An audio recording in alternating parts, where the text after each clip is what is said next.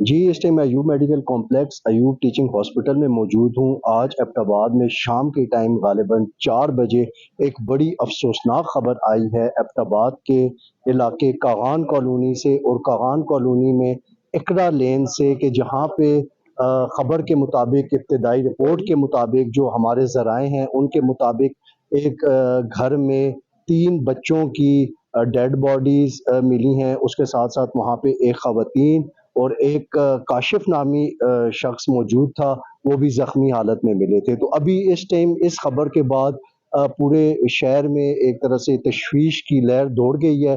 لوگ اپنے طور پہ اس کو چیک کر رہے ہیں، لیکن یہ جو میں نے آپ کے ساتھ نیوز شیئر کی ہے یہ ابتدائی رپورٹ ہے، اور اس پہ ابھی مزید تحقیقات ہوں گی، مزید چیزیں کھلیں گی تو پتہ چلے گا کہ اصل معاملہ کیا ہے۔ یہ جو کاغان کالونی میں اقرا لین میں یہ جو آج واقعہ پیش آیا ہے، اس میں مختلف قسم کی اطلاعات آ رہی ہیں۔ کچھ لوگ یہ کہہ رہے ہیں کہ یہ کوئی معاشی مسئلہ ہو سکتا ہے، کسی قسم کے کوئی معاشی نقصان کے بعد، دل برداشتہ ہونے کے بعد یہ سٹیپ لیا گیا، اور کچھ ذرائع یہ کہہ رہے ہیں کہ کسی قسم کا اور بھی کوئی مسئلہ ہو سکتا ہے۔